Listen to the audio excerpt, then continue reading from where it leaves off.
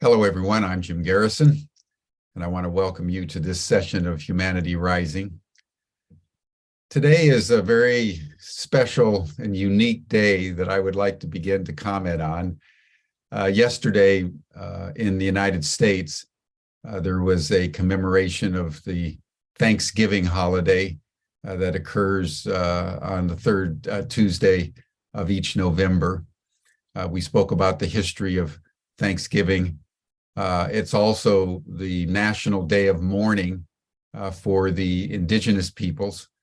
So it's a holiday in the United States that is both a holiday for family to give thanks, but it's also a holiday of deep mourning because of the genocidal policies of the European settlers when they came to the United States back in 1620, and very importantly in 1619, when the first slave ship landed in Virginia, carrying 20 to 30 slaves that had been captured in Angola by the Portuguese. And that began a very tragic thread in U.S. history that continues to plague the nation and society to the present day. One of the most extraordinary ironies of this time of the year is that Thanksgiving for the past 20, 30 years has been accompanied by what is called Black Friday.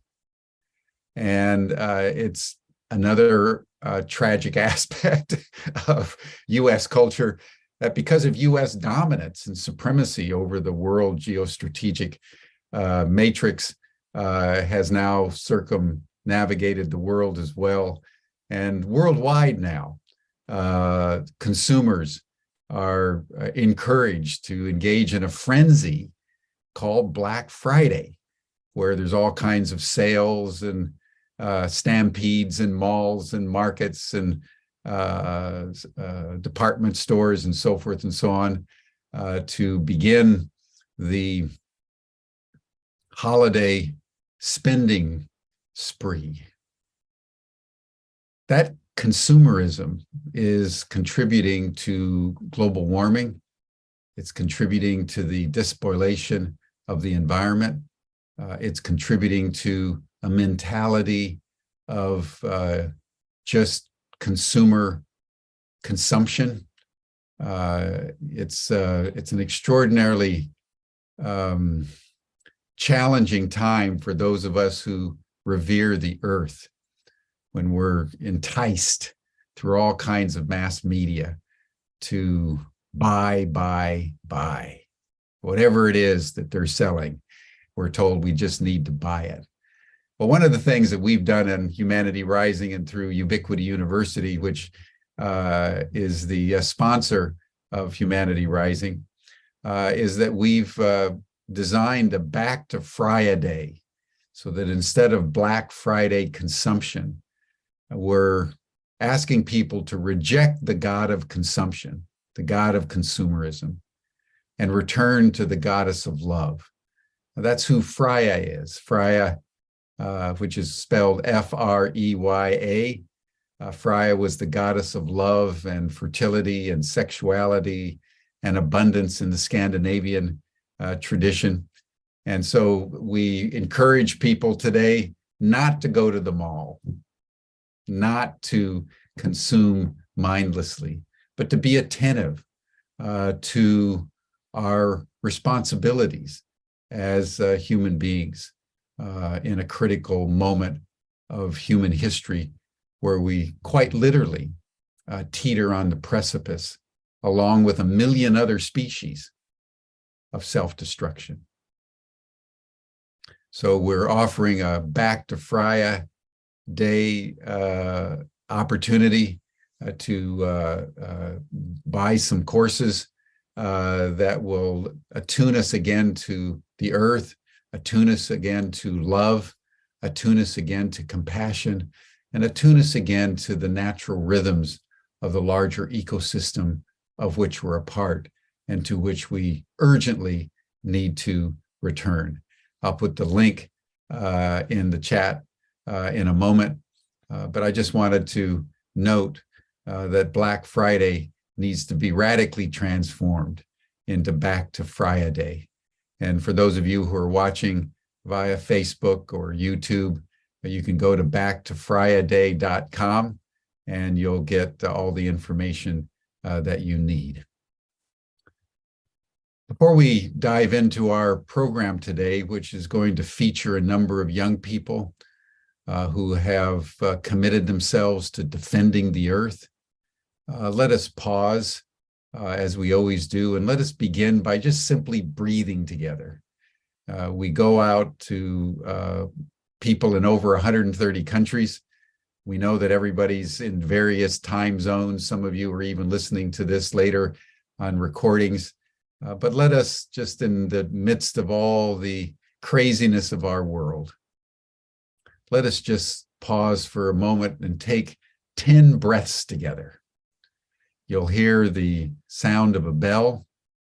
Just when you hear the first bell, just inhale slowly for about 5.5 seconds. You'll hear another bell and exhale, then inhale and exhale. In 10 breaths, you'll feel a world of difference and more calm, more emotionally stable, more coherent between your heart and your brain, and more intellectually astute. Thank you, everyone. Let us breathe together.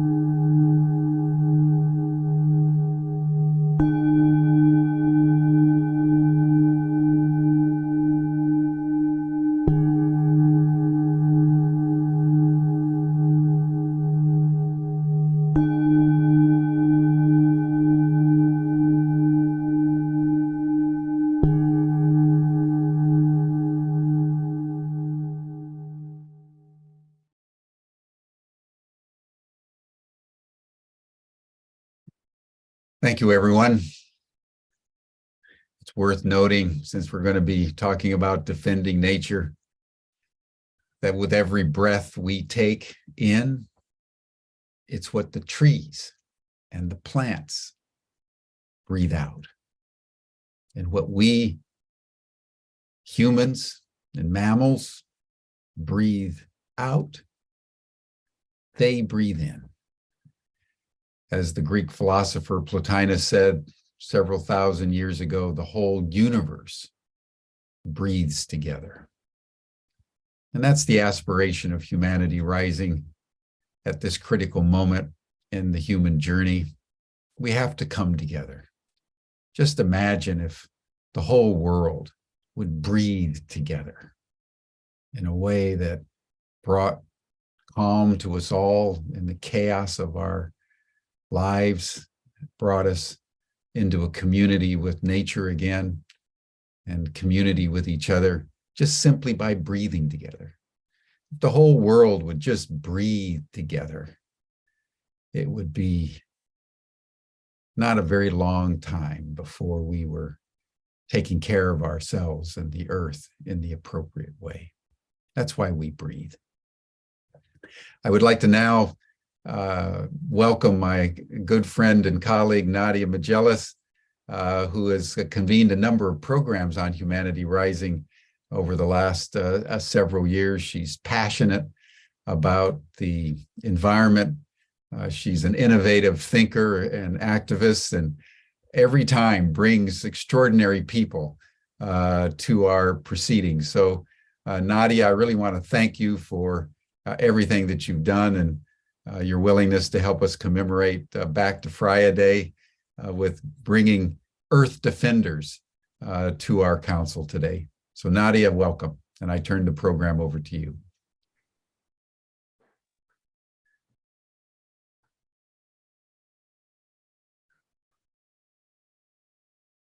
Hello everybody. Good morning, good afternoon, good evening. I'm really pleased to be here. I want to say thank you very much to Humanity Rising for letting me have the opportunity to bring these people together. And thank you very much to the panelists. I really appreciate what you're doing and agreeing to come on and talk about what you're doing. I first heard about climate change when I was 13. The person that told me was not very positive, and I straight away was, yes, we're going to find solutions. So I've been involved in environmental action with different groups on and off all my life, with 350 and other organizations. And some of my mentors are now 70. There's one of my mentors was reminding me the other day there that this has been over 50 years that she's been doing this work. But when we started off, people didn't even believe us. They thought we were crazy. I used to get told quite often that I was crazy. And at that time, terms like eco-anxiety were not yet recognized. So, I see a lot of progress. When you see photos of central London and so many other countries at the moment, Iran, people across the world really doing things to bring love, to bring peace, to reconnect with the natural world. I feel really inspired. Anyway, I once heard this quote. Apparently it's an African proverb, and it goes something like, if you don't initiate the youth into the village, they'll burn it down to feel the heat, or to feel its warmth. So my understanding of that is that when people don't have agency and they don't have, help from others and community, then they get lost, and sometimes they don't know which direction to focus on or where to go. And I find a lot of people nowadays, that's the sort of reactions I'm getting, is that people don't know what to do. So some of you have been actually watching the work that you've been doing. And I just wanted to bring a group of young people together, especially young people, because young people have got a special energy. They're very full of vitality. They won't take no for an answer. They really believe in change, and they've not grown blasé. So I'm just going to give you a quick bio of each person, and then I'll pass it over to them and let them tell you what they're doing. So Verel is in the UK. He's a climate activist. He's an environmental campaigner. He's very passionate about influencing sustainability and creating social change. He's been involved with Extinction Rebellion since 2019, as well as Animal Rebellion and Just Stop Oil. His background is in mechanical engineering, and now he works for Element 4 as an energy consultant, helping people create net zero pathways. Maria is 24. She's also an environmental campaigner in England. She joined Extinction Rebellion after several years of grappling with climate anxiety. And since then, she's been working extensively with groups like Just Stop Oil, with the Climate Justice Coalition. She's been focusing on community building and outreach. She's also a post-carbon energy consultant. Oli Fuyani is an environmentalist from South Africa. Hi, Kimberly, could you mute yourself, please? Thank you. Oli Fuyani is an environmentalist. You're unmuted again. Thank you.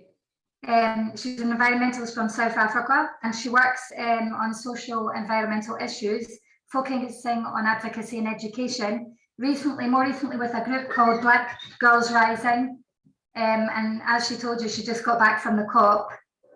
Denoli Wit de la Chenet, he's French, he's 20. He's part of XR in France, but also in Norway, because he's a student in Norway. And he's also part of Fridays for Future. So the first question to all of you is, what have you been doing? Why have you been doing it? And could we please start with Verel?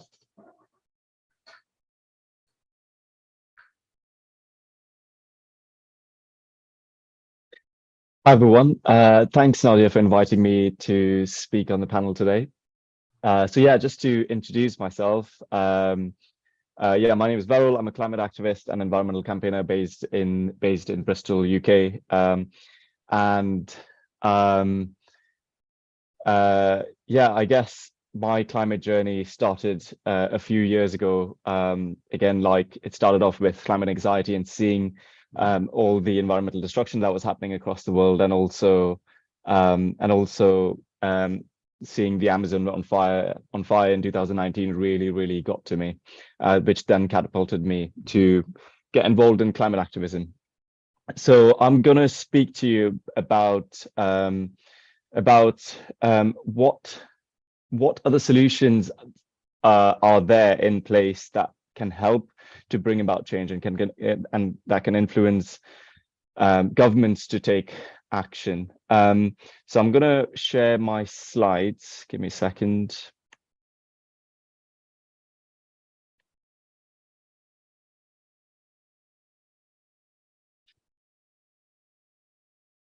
Okay, cool. So yeah, I'm going to be focusing on how can businesses get involved in activism.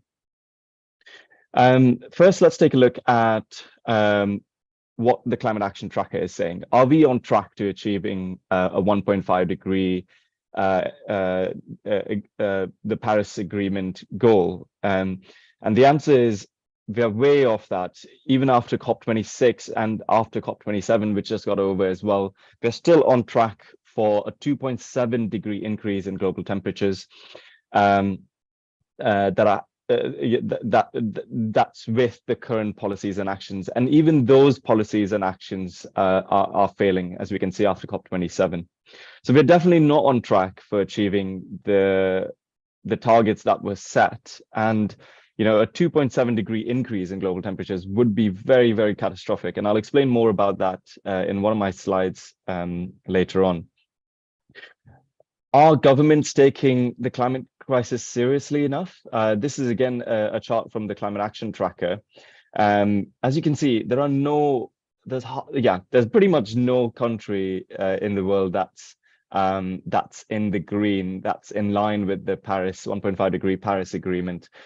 Most of them are in the orange, which are highly insufficient or insufficient, and there's a few in there's a few in yellow which are almost sufficient. But yeah, what do we do? How do we get governments to take this seriously? I've got a chart over here. I've screenshotted this from one of the IPCC report, which shows what are the consequences of temperature change in a 1.5 degree scenario and a 2 degree scenario. So we've got let's say we've got the summer and we've got the winter down here. We know that temperature change is not uniform across the globe. So even though the temperature would increase by a 1.5 degree average global temperatures, we are still going to see the average temperature on land going to be higher than it is going to be in the sea. Then the reason for that is because the sea absorbs a lot more heat than the land does. So In winter, for example, in a 1.5 degree scenario, we're going to see average temperatures on land increase by up to 10 degrees. That's massive, and most of the heating also occurs in the north and south poles. So we're going to see a lot more ice melting, which is going to lead to more sea level rises, and that's going to affect many cities and many island nations across the world as well, which will probably go underwater. So huge consequences are awaiting us. I also want to say that this is not just about fossil fuels. Animal agriculture also plays a massive part in degradation of our planet. Animal agriculture is responsible for between 20 to 30% of global greenhouse emissions. It's also the leading cause of deforestation across the world. It uses a lot of land. And ultimately, we need to change our relationship with nature. And that also includes changing our relationship with the animals and how we treat them as well. So we've seen environmental groups like Extinction Rebellion, Just Stop Oil, Fridays for Future take to the streets and calling for the government to take meaningful action on the climate crisis and, you know, phasing out fossil fuels, for example. And that's, I mean, to some extent, it's raised a lot of awareness. It's built this movement, but the change is not coming fast enough. And we've seen from one of the previous slides that governments are still not taking this seriously. So today I want to speak about how we can use businesses as tools to influence governments to take action on the climate crisis, and also further influence communities that the communities that we live in. So let's start by giving a few ideas on what businesses can do. So firstly, it would be great if businesses can declare a climate emergency and acknowledge that we are in a crisis. Next, they can set a net zero target that they can achieve as soon as possible. And they also would need to measure their scope 1, 2, and 3 emissions. And what I mean by that is measuring their direct and indirect emissions. And by scope 3, it's measuring the emissions further in their supply chain. So once they've measured their negative impact on the environment, they can then start to put things into place. They can start to integrate positive climate impact within their business strategy and within their mission and vision.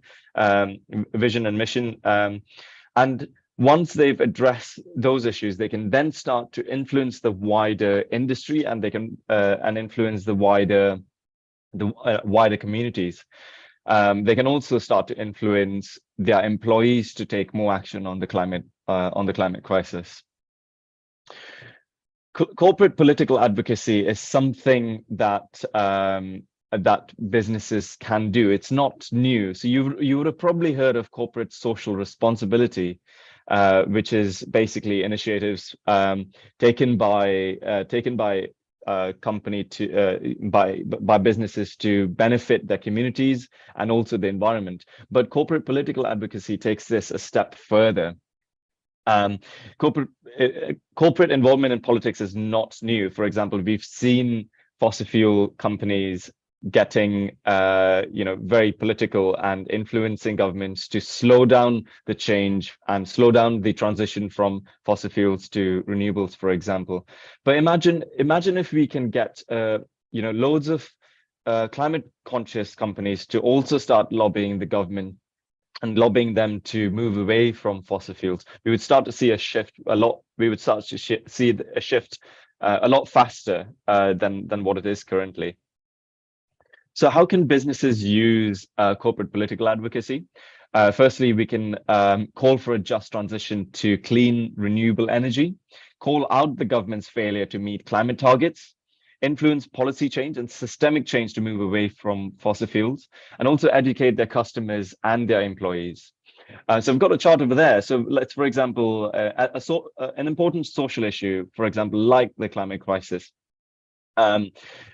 People generally would agree with most of the things, and the company would agree with most of the things that are in line with their business model. But for example, if we have something that is not in line with the business model, but it is in line with the company's values. So for example, putting people and planet first might reduce a company's profits, but it is in line with their values to take action on climate change. And this is where corporate political advocacy can come in, where we can focus more on systemic change that affects the wider community and the wider environment. Speaking of systemic change, this is the current business. I mean, this is what most businesses focus on at the minute. They focus on the value chain, which includes suppliers, customers, and employees. And that's what they're comfortable with. But what we need to transition to is a whole systemic and holistic view of what businesses can do to influence change. So looking at suppliers, customers, and also influencing the communities, but also looking at industry change. So influencing industry groups, influencing their competitors, and working with NGOs and climate movements, and also academics, which then can put pressure on governments to take action on the climate crisis. One of the things businesses can do is adopt a youth vote and hire climate activists as well. Younger people should have the power to shape and address the issues that affect their lives and the future of the planet.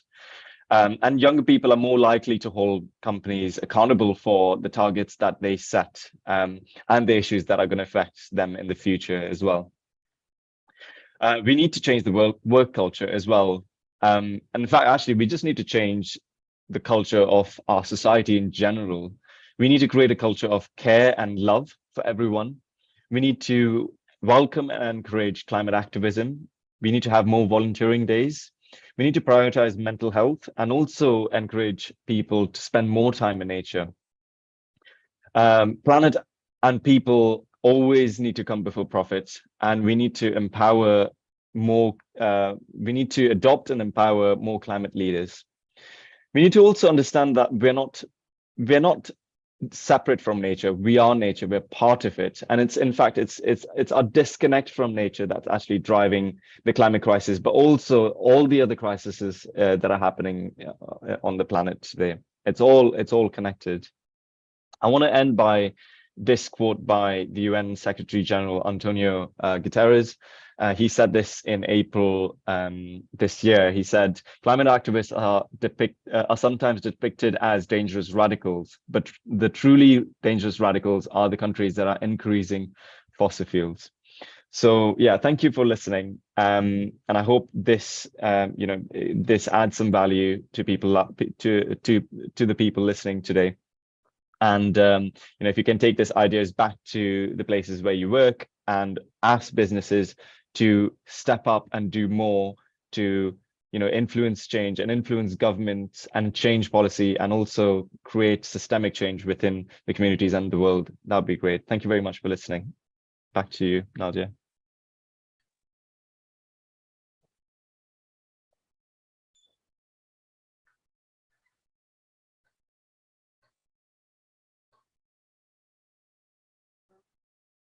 Thanks very much, Verel. Now we could move to Maria.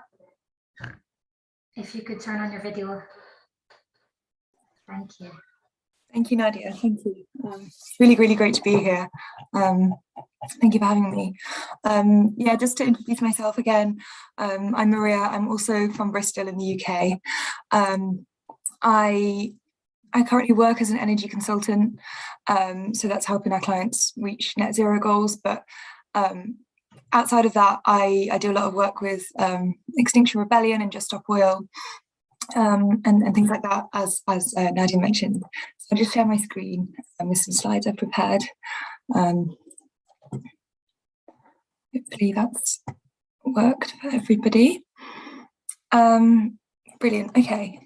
So I'm quite new to the world of climate activism, really. I joined the world of that only just over a year ago. So I appreciate I have so much to learn from everyone here today, and I have very little authority on where solutions lie and how we implement them.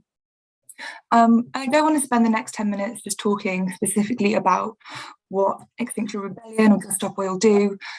We can talk about that in the Q&A if there is interest, but I think I want to talk more about the overarching themes that I've come across so far that all of climate activism can embrace to retain strength. So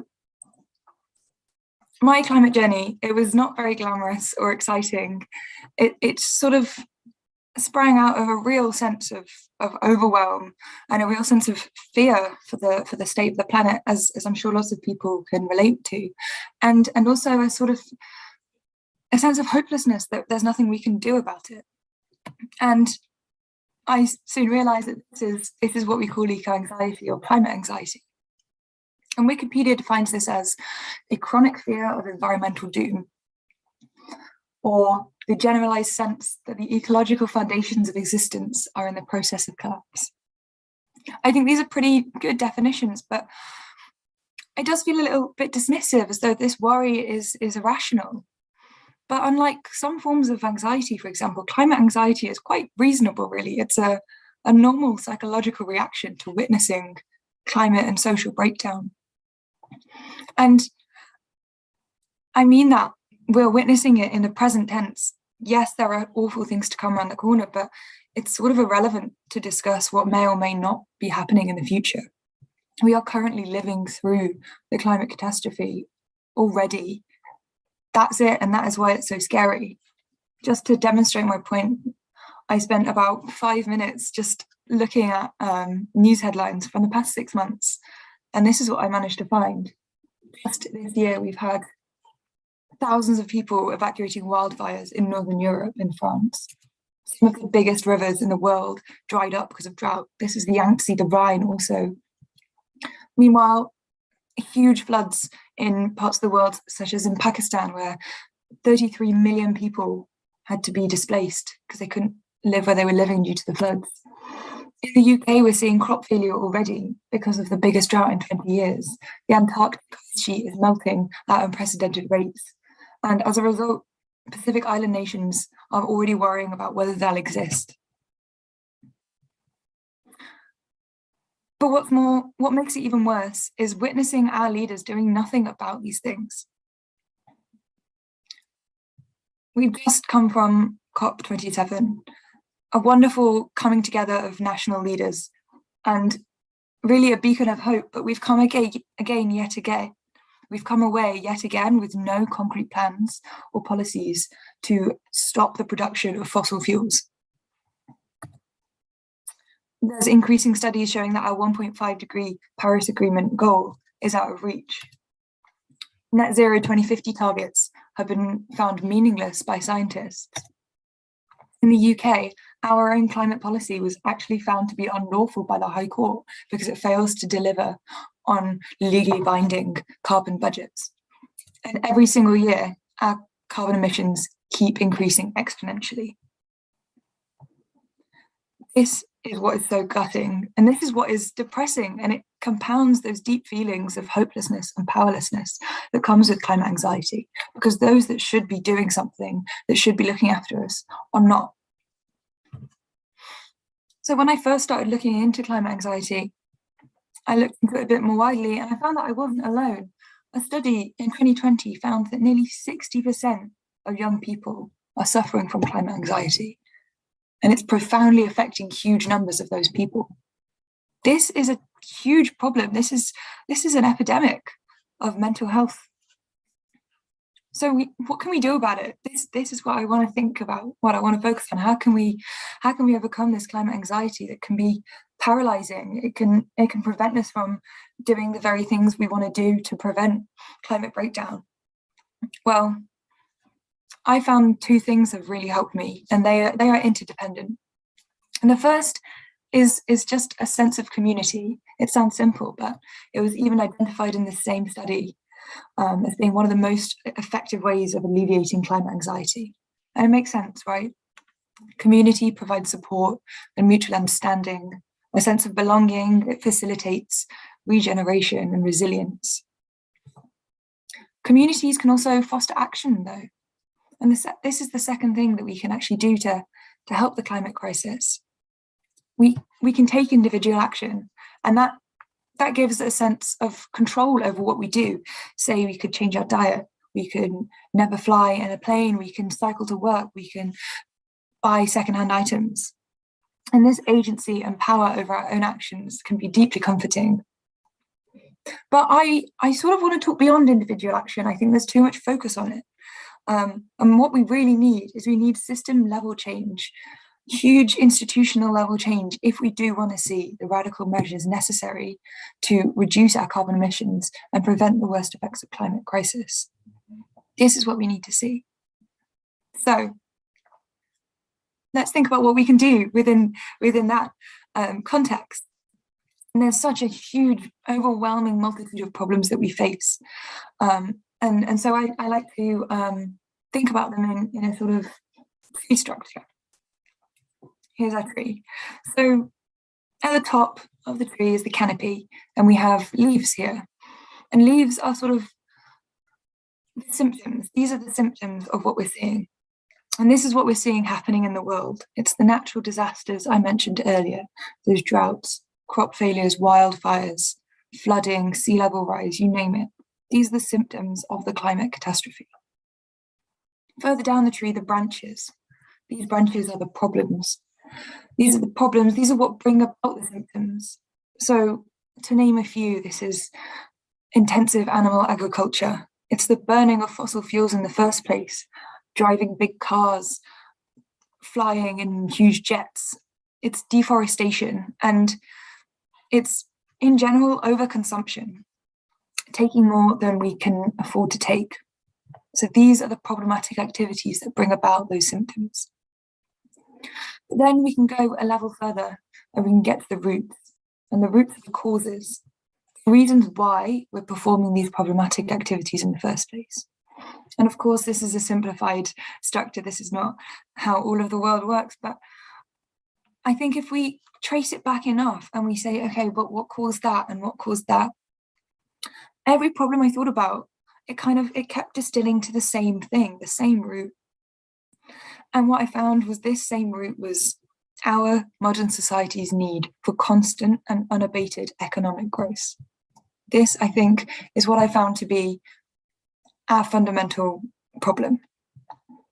And it's worth noting that the higher up the tree we look, the more short-term and localized the solution is, whereas closer to the roots, it's more systemic, long-term, difficult fixes. Having said that, I think it's equally important to tackle every level of the sequence. We cannot survive the climate catastrophe if we don't look at every single level. We do need to address the symptoms. So we do need to build, say, flood defences. We need to replant trees. We need to ensure that people have places to go if their homes become hit by a natural disaster. But it's all too easy for those who are in power to stop there. When they have vested interests in the system operating as it is, it's much harder for them to unpick the problems and the causes. So what we need to do to unpick these problems are, for example, transition to a plant-based diet, ban SUVs in cities. Maybe we can stop using GDP as a universal progress indicator. We need to stop burning fossil fuels immediately, and that is one of the reasons why I joined in with Just Stop Oil. Their demand is that the UK government immediately halts new licensing and consents for new oil and gas in the UK. And I think that's very important because as a developed country, we've benefited from fossil fuels for so long, and it's therefore our responsibility to transition away from them first. And in the longest term, most systemic way, we need to unpick this fundamental root cause. And the way we do that is we need to work towards a system of degrowth, a system that does not value infinite economic growth and consumption above everything else. And that is where activism and taking action comes into play. Governments and the bodies that have money, power, and resources to actually make things happen, they've shown us that they're not willing to do these things without being forced. It's a familiar pattern we've seen all through history, that if we want meaningful and drastic change, we have to fight for it, and we won't be given it on a plate. We are the people that are there to fix the problems. There's no one else. And so I'm not naive enough or arrogant enough to say that I have all the answers to our problems, listen to me. But what I can say is that I truly believe that between us, we can build a community of people that's greater than the sum of its parts. And between us, we can pool our knowledge, our wisdom, our strength, and our resources, and implement this huge array of potential solutions that already exists, that are already out there. And meanwhile, within this community, we can repair our connection to nature, and we can tackle climate anxiety. I know I've found great strength and comfort from being part of environmental activist communities. And I think that if we want any hope of bringing about this essential paradigm shift in society for putting people and the planet above profit and looking away from consumption, that strong communities will be our most powerful tool. Thank you. That's everything.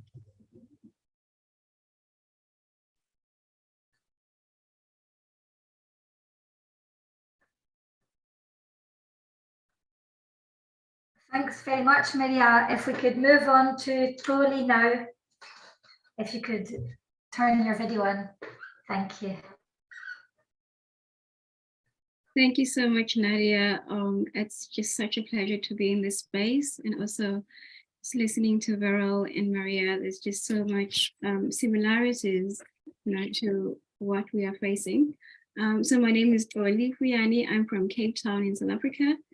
And I actually came into this work by simply being raised in a marginalized community, a township called Guguletu, which translates to our pride. And having the privilege of going to a multiracial school 10 kilometers away from my community, and just on our way commuting to school, and just seeing these big, disparities in landscapes in terms of what the access to green spaces in my community, and just the abundance that existed outside. And just started really asking these questions of like, why, why is my community doesn't have a lot of green spaces? Why do we not have a lot of trees? Why there's so much pollution?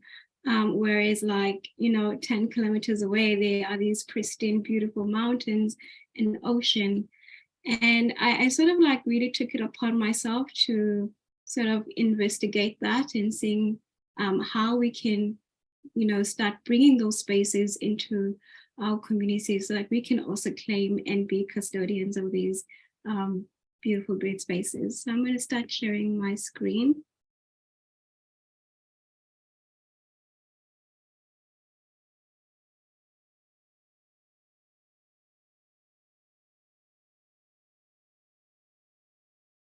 And so before I begin, I would like just for us to engage with this picture. So maybe if you can use your chat and just, as you are looking, taking in this image, and just maybe to write one word that comes into your mind based on what you are seeing.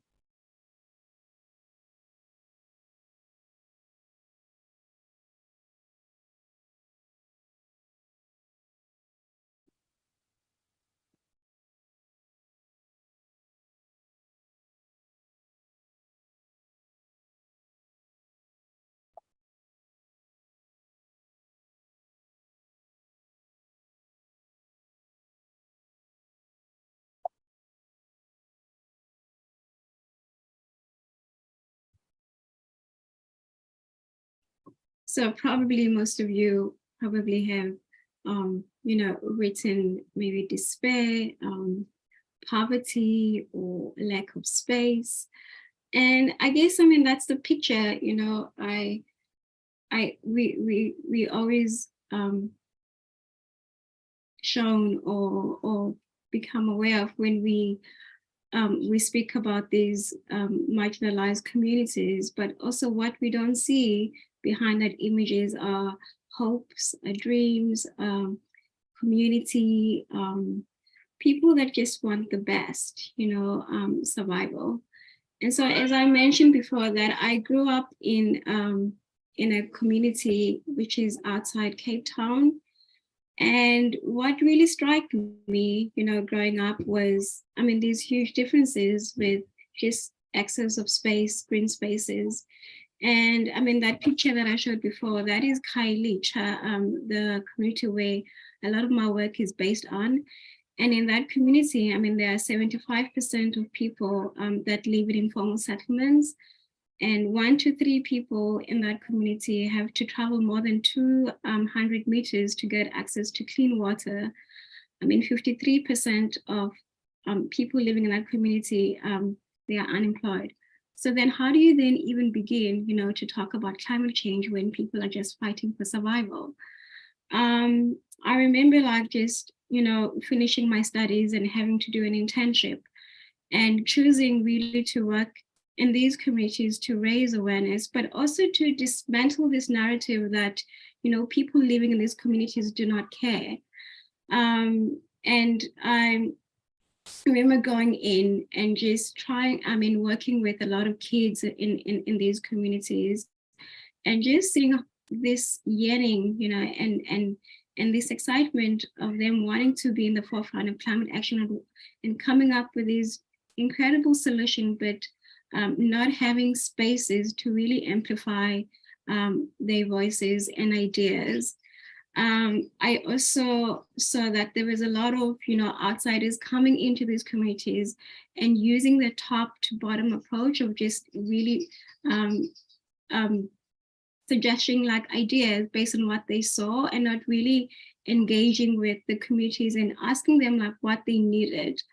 And so, again, working with schools, I knew that the approach that I wanted to take was to really engage and learn from them instead of me coming in as an expert.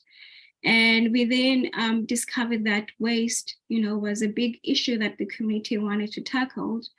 And I then needed to come back to a drawing board and saying, how can we use waste, as a tool to really talk about environmental issues that were affecting them, affecting their livelihood, and also making it fun, because I was engaging with a lot of primary school kids, which are between the ages of 6 to 12.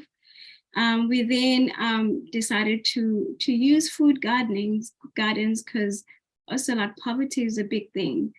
And how we did this, because there's a lack of space, we use containers. So we'll ask kids to bring old crates, plastic crates from home, and then we'll bring in soil and seedlings and teach them how to grow their own food. But we then started seeing, it just was becoming more expensive, to buy a lot of resources, because then we didn't have a lot of funding. And then came up with this idea to introduce worms, earthworms, because as I don't know if some of you know that the earthworms, they are the greatest creatures, the best soil workers, because they eat organic waste. And what they give is this very rich soil compost that we then use to grow food. But then, the off cuts from some of the gardens will then go back into feeding them, into creating that compost. And from that, we then seeing really just this curiosity and this excitement from a lot of kids of wanting to engage more and wanting to learn more really about more environmental issues that were affecting them. And what really struck me was that, these are the kids that come from really the poorest of the poorest, where they lack just basic human right needs, things like, access to water, access to sanitation. But they actually wanted to be in the forefront, wanted to change. And that program really grew into us bringing in advocacy and starting to empower these young kids to actually know what was happening in our planet in terms of, the climate change, not just based on what they were experiencing in their community, but just in the whole world, and really gave them a platform to speak up, on what they were seeing, but also that just on their own lived experiences of just not having access to a lot of resources. And they also started organizing, climate marches and really sharing, how climate change was impacting them, because often, you know, in the stats and in research, we often hear that, you know, we have years. I mean, science will always says, oh, there's 10 years before catastrophe happens. But if you live in these communities, I mean, most of them are already impacted by climate change. I mean, that's part of their daily lives. And I mean, some of them have been displaced, you know, by some of the natural disasters. They've lost their homes, they've lost their livelihoods. And just by creating that space where they could share their stories and share really how climate change is already impacting them, really gave them a lot of power to come up with more solutions, but also to hold our government accountable. Because I mean, in South Africa, we have a constitution that protects the environment, but also the human rights. But often, you know, we don't see that translating into how people are living. And often, like when these natural disasters happen, they affect people's human rights. And then we started seeing this really a movement of these young Black youth and children, you know, from these marginalized communities coming together and saying, we are not going to stop, we're going to hold you accountable because this is our future. We want to live in a healthy, livable planet, and it's in our constitution. We need the system to change. And that just really grew into really having these intergovernmental organization coming to us and saying, how can we help? How can we really create more spaces to amplify these stories, to amplify these voices? And we've seen, you know, there's a group now called of these kids who are traveling the world, you know, sharing their stories, stories not just of desperation or hardships, but also stories of hope, of what they are currently doing, you know, in their communities to raise awareness, to empower, you know, those who are mostly impacted, to also to be in the forefront and also to hold government accountable. And some of them, they have litigation, you know, against government, and also we've also, you know, through doing a lot of research, seeing that, you know, when these natural disasters impact these communities, often the people that are more impacted are women and girls. And then we started a program called Black Girls Rising, you know, with the same, you know, intention of just really empowering these young Black girls to be bold, to be smart, but also to be in the forefront of climate action, and just really coming up with innovation, coming up with solution that will match how climate change is impacting them.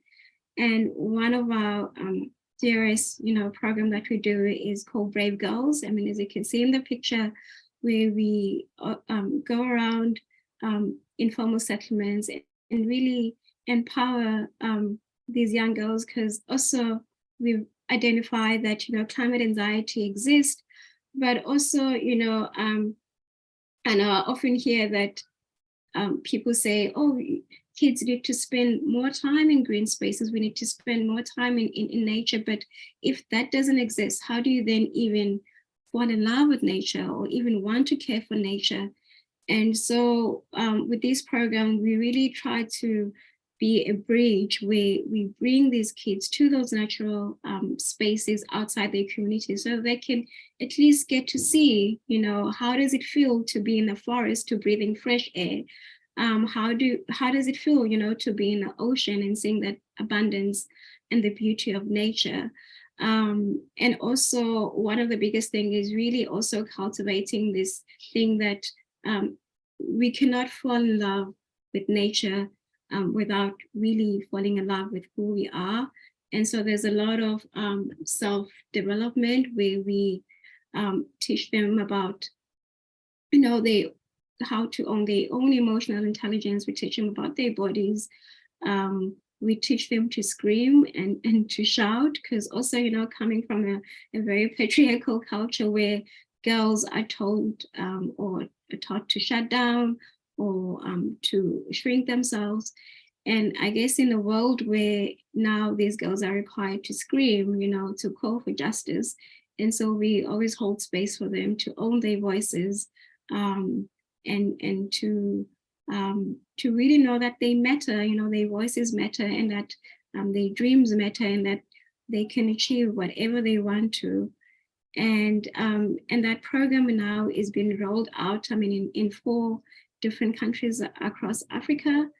And we're so proud that we have also a cohort of 21 young Black rising girls, you know, who are holding these spaces, because for also one thing for us is representation is key, because often, you know, when you go into these climate spaces, you don't see a lot of young Black girls, you know, in the forefront. And so we wanted them to see themselves, you know, in these leaders, so that they can also be ambitious or aim that one day they could also hold those spaces and be in that forefront, and also, you know, run programs in their communities. And yeah, and I guess, I mean, I wanted to end this by one of my favorite quote from the Aboriginal people that says, you know, if you have come here to help me, then forget it. But if you come here because the liberation is bound with mine, then let's work together. And I feel like that's just the philosophy that we all need to adopt, you know, especially as we engage or come to work or collaborate with marginalized communities, because there's so much dreams, there's so much hope, there's so much innovation, you know, that exists in those communities.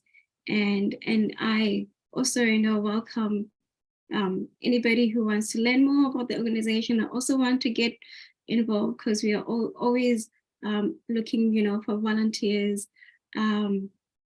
for people to help us to really accelerate this work, because we see this rolling out across Africa, because we've seen the impact that it has done in South Africa. And so our dream is to actually see this project running, I mean, across Africa. Yeah, thank you.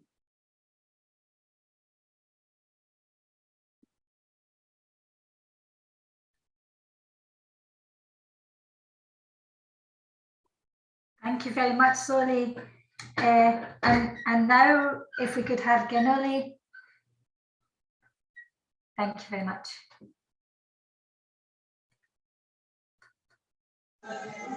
Yes, can you hear me? I'm trying to turn on my camera, but don't think it's working now. Nadia, could you please allow me to turn on my camera? I can hear you. Okay. Is that a problem if you can't see me? Okay. Well, I can turn on my camera now. Perfect. Great. Thank you very much, everyone, for sharing your experiences. I'm so glad to be here. So my name is Genole. I'm a climate activist from France, and I'm currently living in Norway. Just for you to know, my speech will probably be much shorter than the previous ones, since I had almost no time to prepare. Yeah, I have exams and I'm traveling now, so it's a bit overwhelming. But anyway, I'm very happy to be here and have the chance to share my experience and meet other activists. It's amazing. So about my activist journey. I started being a climate activist in 2018 when the global Fridays for Future movement started in France as well. So I, with other activists, we formed the French branch of Fridays for Future. And yeah, at that time we started organizing demonstrations, actions, and yeah, So we did a lot of stuff with Fridays for Future Friends.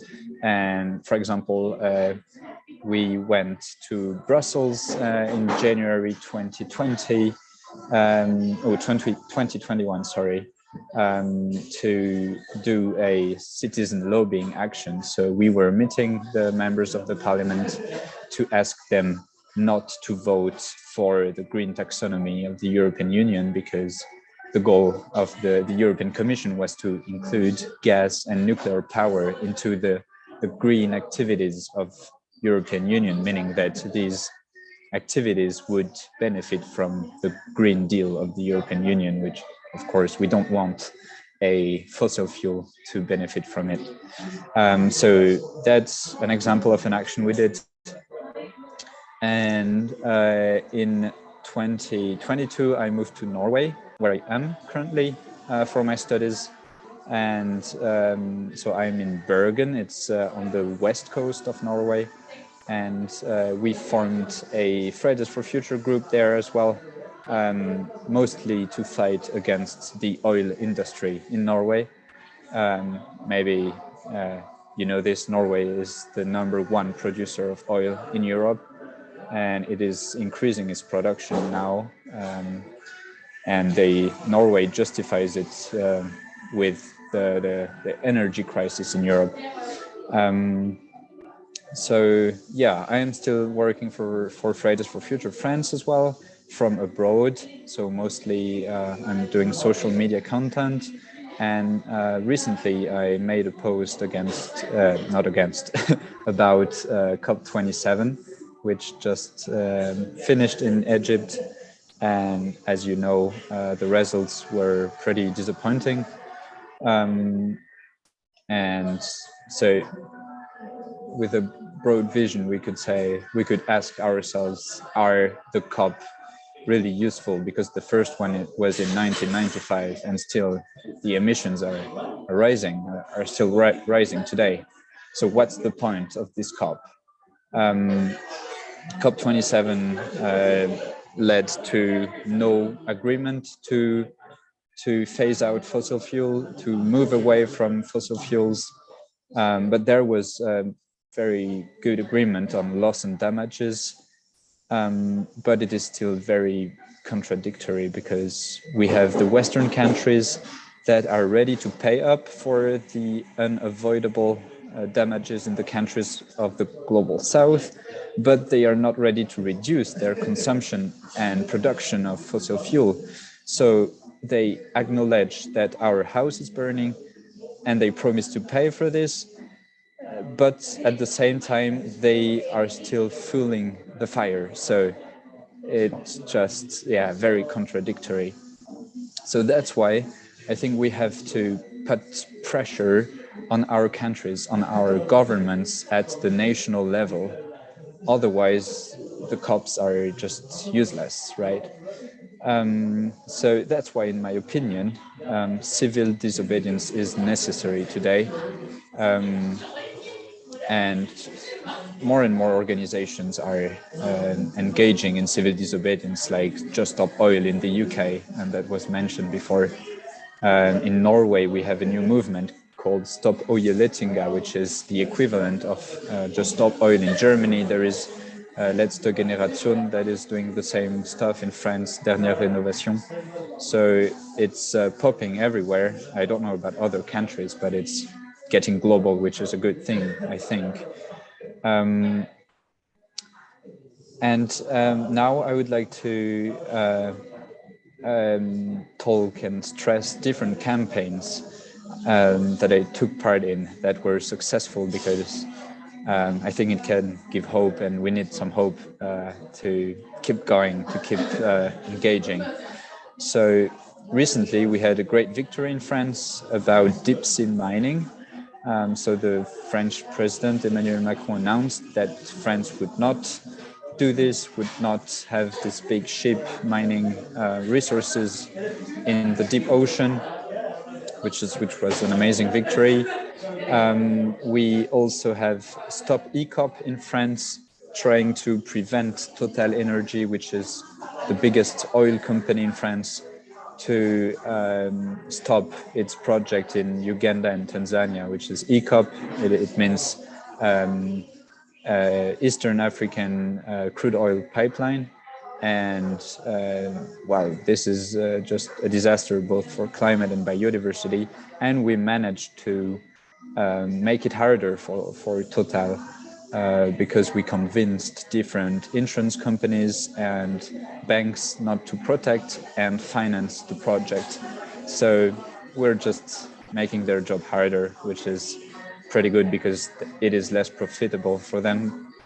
And in Norway, we started a campaign not a long time ago, which is called Stop Wisting. So it's basically the same, trying to stop a fossil fuel project. So it is, this time it is Equinor. It is the biggest oil company in Norway this time, which planned to build the world's northernmost oil field in the Arctic Ocean. And they just announced 1 week ago that they are postponing it because we've been lobbying the Norwegian parliament, and the minister for the environment in Norway stated 2 times that their assessment, their, let's say, climate biodiversity assessment from Equinor was not good enough. So they postponed it to 2026 instead of 2023, which is a very good news because, well, I hope the climate movement will be even stronger at that time. So these are a bunch of victories that we had, and I'm very hopeful that we will have more all over the world. Yeah, and I just want to say also that as young people, young activists, we are legitimate. Obviously, we were not there when the previous generations decided to throw plastic in the ocean, to put pesticides all over the countryside, to decide that profits were more important than forests and biodiversity. So we are not responsible for this. And it is normal that we feel climate anxiety because, well, this world is madness, in my opinion. But we as young people and activists and citizens, we have the power in the end. So we have to use it. And as I said previously, we can really make change and create the future we want to live in. And it can be little victories, like just what I said. So yeah, we have to create a new story about our world to show that happiness is not related to economic growth and resources exploitation, but to social relations, to communities, and to live in a sustainable world, to be able to think of a bright future. Also, one thing for me that justifies our engagement and civil disobedience is that the social contract is broken now. So our governments are supposed to guarantee us a safe life, a safe future, but that's not the case, obviously. So if the current laws are not protecting life on Earth,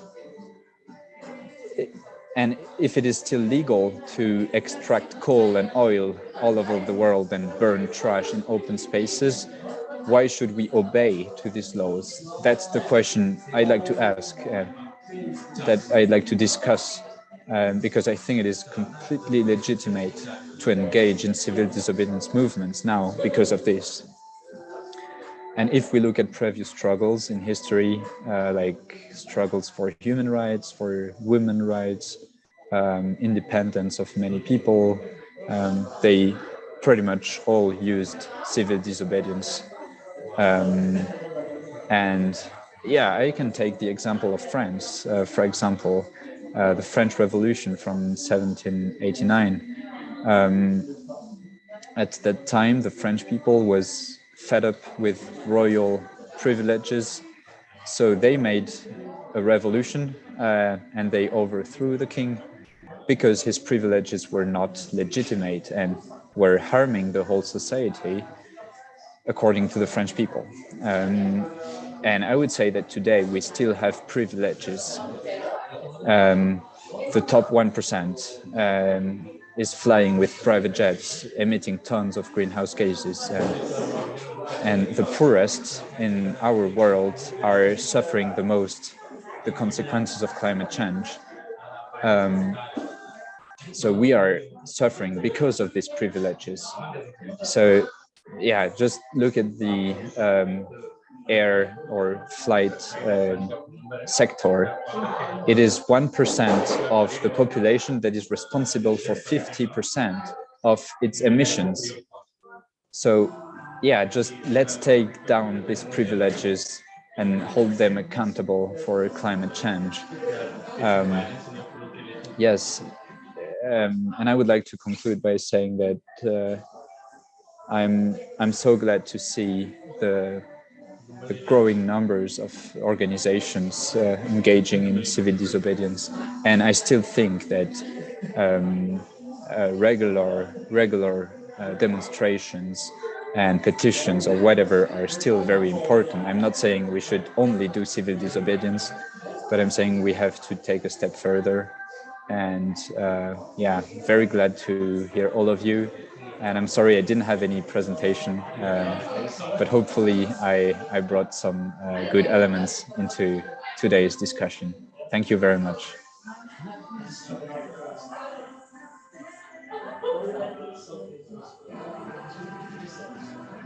Thank you very much, Gunilla. Thanks for that. Thank you very much to everybody. I just wanted to echo what you were saying. You know, as Maria said, it's a serious problem. We all know that. But the fact that we now realise that much of it is coming from a disconnection from nature, and the fact that we are nature, sometimes I have seen things that have really given me hope. Like at one point they were predicting that it would take, you know, thousands of years to clean the ocean. And then there was Boyan Slat, who was 16, who invented his machine that looks like a stingray, or is built like a stingray that's cleaning ocean plastic. And the other day I read that another young person's invented something that collects microplastic. So the point I'm making is that we can see that, you know, young people are coming up with amazing solutions, and there's more and more groups being formed. In the area where I live in France, a year ago, there was only the cities that had XR, and now it's the towns. I mean, it's every town around me. So this is all great. If Jim, could you come back in, and if we could have a discussion with everybody, please. Thank you. And if maybe the rest of you could turn on your videos so we can have a conversation, that would be great. Thank you so much, Nadia, and all of you for a splendid presentation. I'd like to start with Gwenola, your comments just now, because I think you're making an important point about the role of civil disobedience. And I want to underscore it, and I know we've talked about Extinction Rebellion. And just so you know, I'm come out of the 60s, but I first committed my first civil disobedience around the Vietnam War. I then was actually a civil disobedience coordinator at a national level in the United States, and helped organize big events at the Pentagon. Jolie, I organized the takeover of the administration building while I was at Harvard around the South African issue, because Harvard refused to disinvest from South Africa. So we took over the administration building, and they finally got around to it after everybody else had done so. But I want to just underscore the importance of direct action. and get your comments on this, because this revolutionary fervor of the youth doesn't put it a different way. The diplomatic, word games and negotiations at Sharm el-Sheikh, that's more of what adults do when they've forgotten about the revolutionary fire.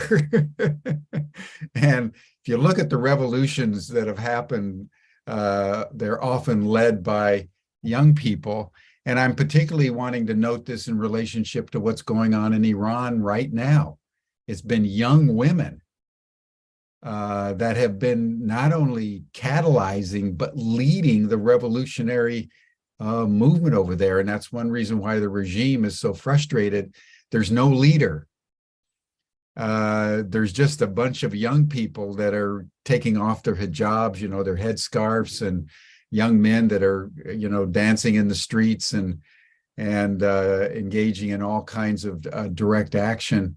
So I just wanted to underscore it as someone. I think I've been arrested half a dozen times, for one reason or another in my 20s and 30s, and continue to march. So I just wanted to endorse direct action in the strongest possible way, and love to have any comments any of you would like to make.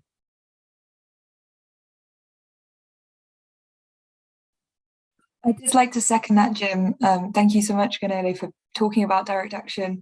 As someone who is a member of Just Stop Oil, which engages in direct action and civil disobedience, as well as Extinction Rebellion, it's just want to echo that. I think it's a really, really important part of our toolkit these days for bringing about the change, if not one of the most important ways we can bring about change, especially with the way that governments these days are trying to crack down on any kinds of protest and speaking out. So it becomes ever more important to take a stand, even if it becomes escalated beyond the legal routes. So thank you for that. And just wanted to second what Jim had said just now. That's actually an important point. When I got arrested, in the 70s, 60s, 70s, the penalties were basically mild. You got arrested and you were thrown in jail, and sometimes you spent a few days, but often they were dismissed. And there was this sense of acknowledgement and permissiveness. But now, I know in the United States, you can be put in prison for many years for protesting. And of course, the people of color suffer far harsher penalties than Caucasian people, certainly in the United States. So the risk and the price for direct action now is much steeper. As we have this paradox of situations getting worse and worse and worse, and you need more and more direct action, but the governments, instead of solving the problem, are making it more and more difficult to protest. So you young people have a real challenge. But so I really want to endorse what you said, Maria. Anyone else? Just on that topic as well. It's pretty much the same in the UK as well, where I think the punishment was probably laxed years ago, but lately the punishments are getting harsher and harsher, and people and climate activists do face prison time, and I think there's about 31 climate activists in prison at the minute here in the UK, and that happened during COP as well, which is quite shocking. But I think on a positive note, even though things are getting harder and governments are suppressing protests all across the world, we're starting to see that trend. I don't think, and I'm hoping that people do not stop protesting. And there will be a point, there will be a tipping point where, let's say, if there's going to be so many people in prison, the governments are going to be like, well, these are not actual criminals. Why do we why do we need them in prison? Or I'm hoping that at least the public will start to recognize this and be like, you know, there's something wrong. Why don't we just start listening to them? So I'm hoping that there will be a social tipping point at some stage, you know, and we all feel, we might feel, and I do feel as well, like that nothing's working sometimes, that, you know, all these protests are not working. But I think, you know, activism is slow, and, you know, change takes time, but activism is probably one of the fastest way to bring about change, and change does come. And eventually, even though we feel like it's not working, you know, I think it will start to work. There will be a point where suddenly everything starts to work, and we've just got to power through and keep the pressure on and do the right thing and be on the right side of history. Yeah. Yeah, that's the hope that needs to burn in the soul of every activist. That's in some way, actually we can't even imagine. Somehow the spirit of history or the spirit of life is going to take all of our efforts and bring about something that will redeem the situation before it's too late. So thank you for that, Verel. That's a very important point. Any other comments on this? I also wanted just to add that, you know, as a South African, I feel like the stakes are very high, especially if you're already seeing the impacts and just seeing how just people's livelihoods being stripped away. Yeah. And not really having anything. And therefore you were left with no choice but to go into the streets and protest. And I think also, you know, as a South African, like activism is a big part of our culture and our tradition. I mean, we've seen how that has been so revolutionary in our democracy. I mean, we have the women that march the street for us to have basic human rights, you know, as women, and they won. And also the youth, you know, back in the days on June 16, when they also took off the street because they were not happy about the educational system, and they won.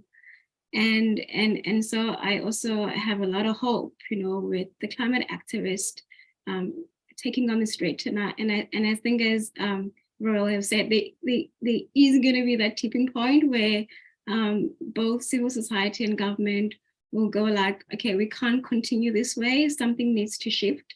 Something needs to change.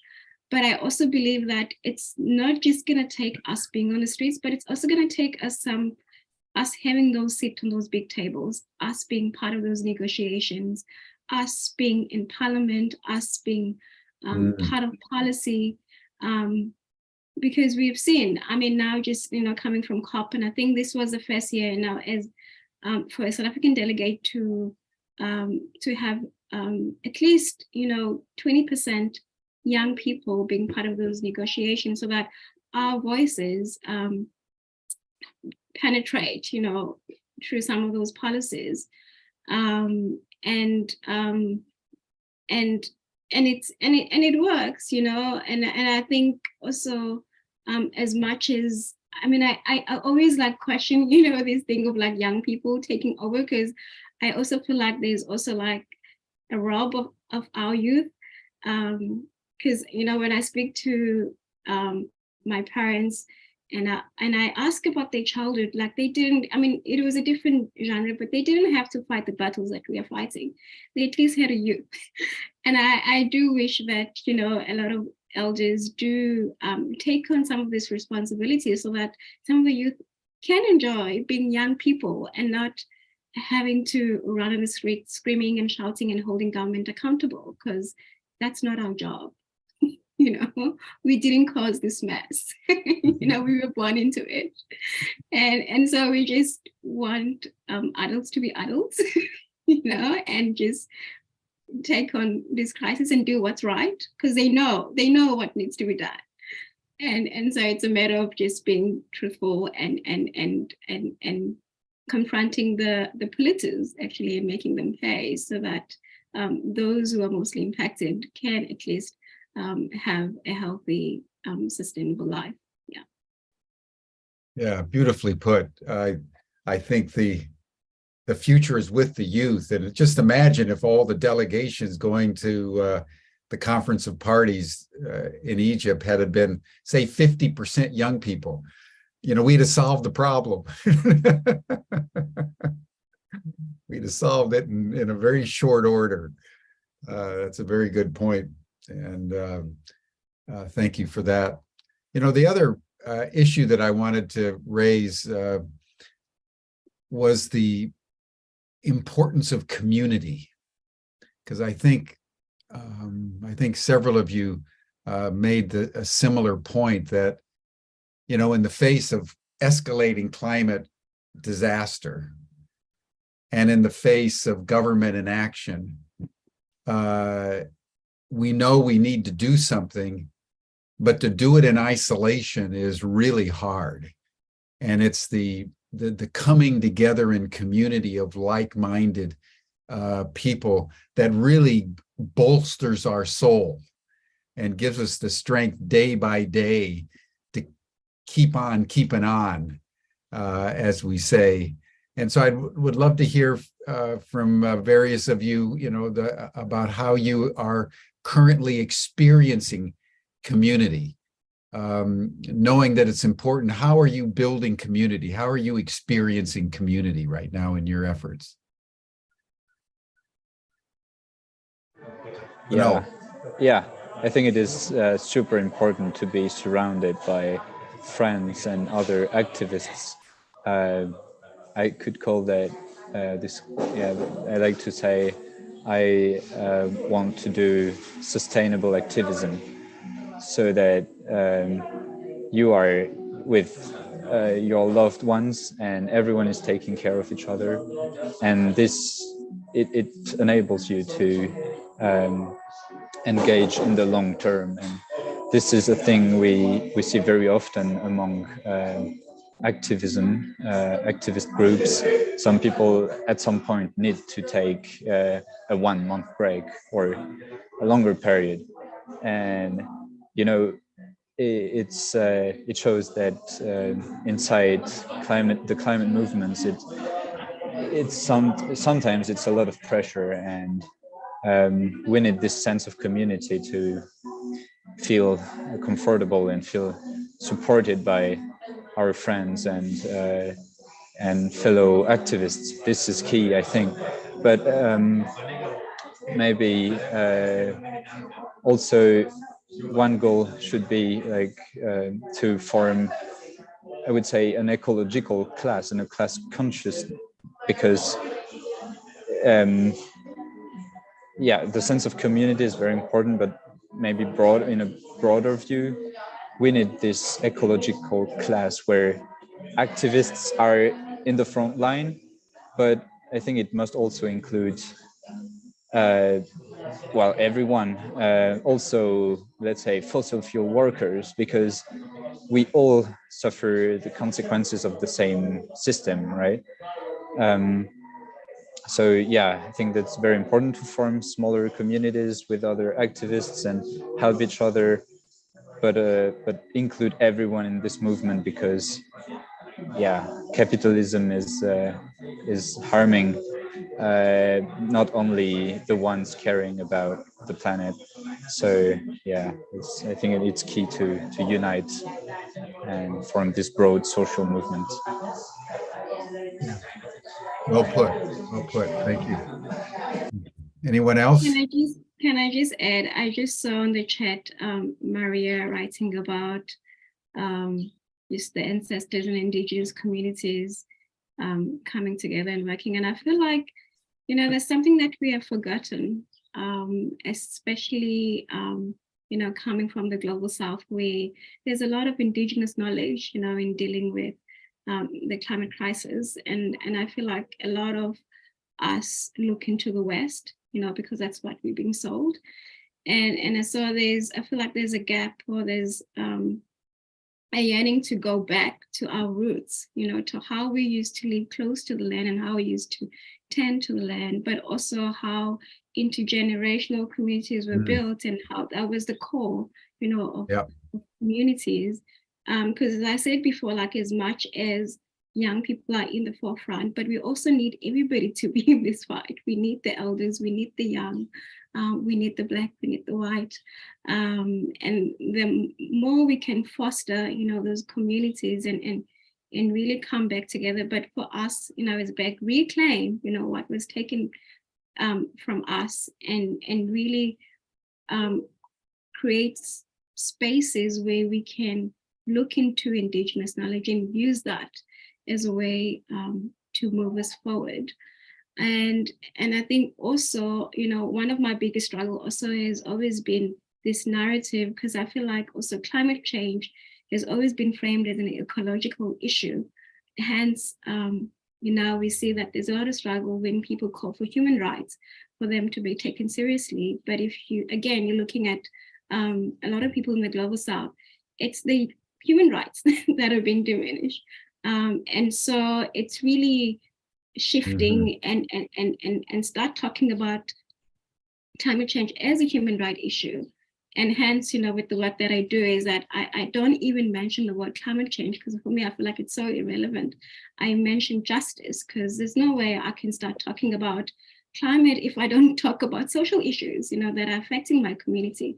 That at this moment, I have children who are sharing communal taps with 45 other communities.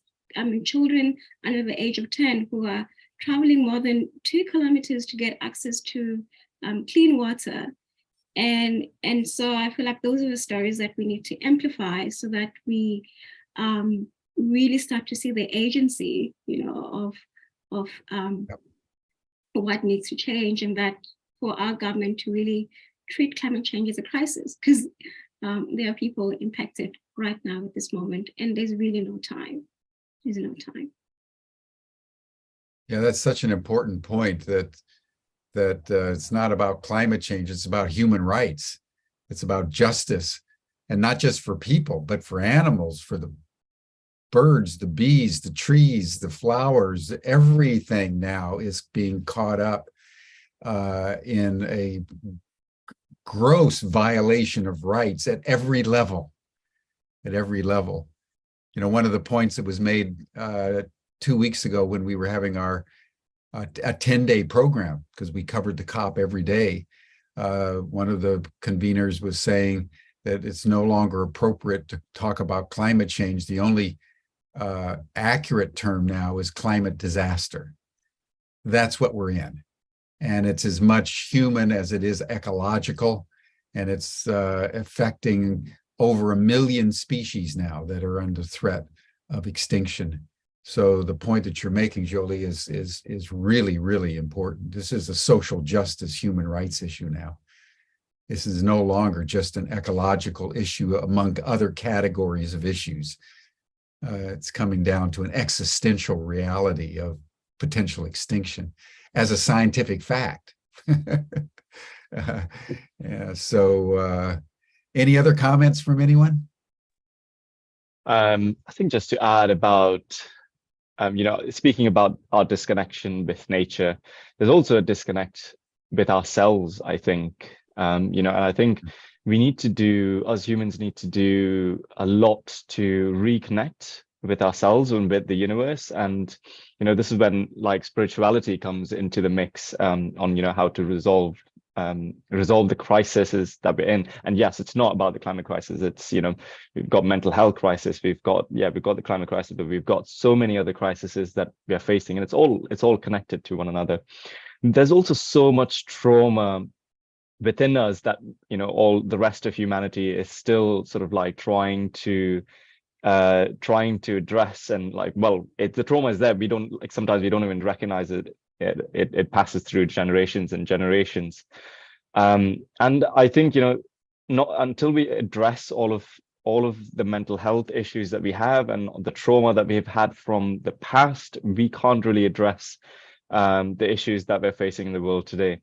So there's a lot of work to do over there, and we also need to practice active hope as well, because without hope we can't really envision a better future. And if we can't envision a better future, then we're not gonna be able to save our species. So it is we have to believe that a better future is possible. And, you know, by believing that a better future is possible, we also create our own reality as well. So, yeah. Thank you. Thank you so much, Verel. That is taking us just about to the outer limits of our time together. I wonder, just as we wrap up, each of you would just give a, there's one word or one sense that you would like to leave our audience today about, what would it be? Just as we part here. And then Nadia, I'd like to have you give a final comment and we'll close out. But starting with you, Gwynella, what would be a final word? I would say my final word is that we're completely legitimate. So let's keep pushing, let's keep putting pressure on our governments, because they are accountable for the situation. Yeah. Yeah. Yeah, what you're doing is completely legitimate. Yeah, well put. Thank you. And that's why we need direct action. Thank you for bringing that in. Thank you for bringing. Jolie, what would be your final word? Yeah, I mean, I guess my final word is let's keep continuing having these spaces of collaborating, spaces where we can hear and share each other, because also working in silos sometimes could be very overwhelming and feels like you are not getting through to what you need to do, or your voice is not being heard. And so I really appreciate the space where I can have an opportunity to learn, you know, what is happening in UK, and also like about just everything that has been brought into the space. And the more we can do that, the more we can grow and achieve what we are all trying to do. Yeah, thank you. And good luck there in Cape Town. Thank you. Verel. I'd say, you know, there's so many issues. I would say, you know, be angry, be outraged, but at the same time, use that anger and use that fear to drive action, and, you know, let action drive hope. So yeah, keep the pressure on, and we will overcome the issues that we face. Yeah, thank you. Yeah, thank you for that. You know, when I was at your age, there was a bumper sticker that we used to pass around, and that was that if you're not outraged, you're not paying attention. And so the legitimate activity comes from a legitimate outrage, a legitimate anger, a legitimate feeling of being offended at the injustice that all of us are being forced to experience. And I think that gives rise to the great line of Martin Luther King, that it's not until you're willing to die for something that you truly begin to live. And it starts with this righteous indignation. So thank you for bringing that in as a closing statement, because it's so important to be attuned to how we actually feel about what's going on in the world around us. So thank you for that. Thank you. Thank you. Maria.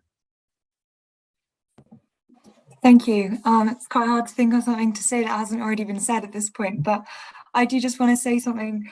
Verel mentioned active hope, sort of radical hope. We've got to believe we're going to overcome this. And I think we also need to engage in sort of radical patience, knowing that it takes time, and empathy with those people that may resist us to start with. I think it's really worth mentioning. I think Ganoli mentioned inclusion in our communities, and I think that should extend also to those who are not necessarily in the same headspace as we are. They may be earlier in their own climate journey, and we can't forget them or leave them behind. We must take them along with us, and try and reach out to them, educate them, take them along and join in. And on that note, with joining in is, yes, of course, we've got to keep fighting and channeling our rage, but we must do it in a place where we are genuinely passionate. So if it is not in a directly climate related thing, like Zoli said, if it is about mental health or about whatever it might be, community gardens, whatever it is that resounds to us, that's where we need to put our efforts, because that's where we can produce the biggest effects and really bring that joy and strength to other people. So thank you. Yeah, thank you for that. This whole notion of radical hope, you know, what was coming to my mind is what they say is the difference between the optimist and the pessimist is not in their analysis, but the optimist just believes that he or she can actually do something about it.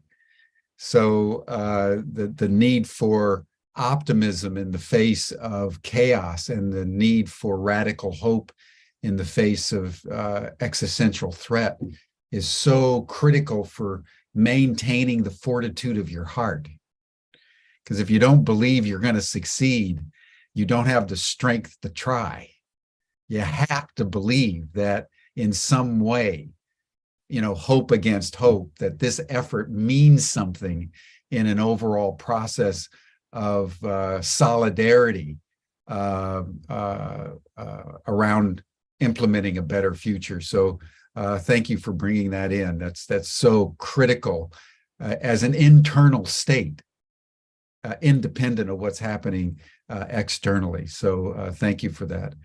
Nadia, do you want to give us a final word? And thank you for bringing such an extraordinary group of people together. Yes, that was amazing. Well, I just want to say thank you very much to Chloe and Maria and Verel and Gwynelli. I really appreciate your time. I know you're really busy. As Maria says, I've got nothing to bring to that because, you know, you're all saying exactly how I feel. The radical hope bit, you know, there was a point where I realized that, you know, the insides of our brains, they look like mycelium, which looks like the internet, you know, and as we've learned from heart math, when we're feeling love and compassion, when we've taken the anger and turned it into love for the earth, our hearts are coherent. And when our hearts are coherent, they're literally beating at the same hertz vibration as the earth. So for me, this is faith. You know, this is where I can put my faith. I believe in nature, in the earth. We are nature. This is what the earth is doing. She's favorizing people who want non-violence, people who want peace, you know, people who are creative and all ages, as you were saying. So just thank you so much. That was really great. And thank you. Goodbye. Thank you so much, everyone. I would just make one final comment that comes out of political science, and that is something I read when I was in college, that revolution is the purview of the young. And I think that's what we've seen today is the revolutionary fervor of our young people. And I think for me, as an elder here, this is what gives me radical hope. This is what gives me optimism, is that your generation, in the face of everything that you know to be true, you're not giving up. You're on the front lines. You're establishing radical solidarity. So I want to end this program by thanking you very deeply as an elder, as a father, and as someone who, like you, has been concerned about the future since my own youth. It's been very affirming to me to see how you're carrying the torch forward.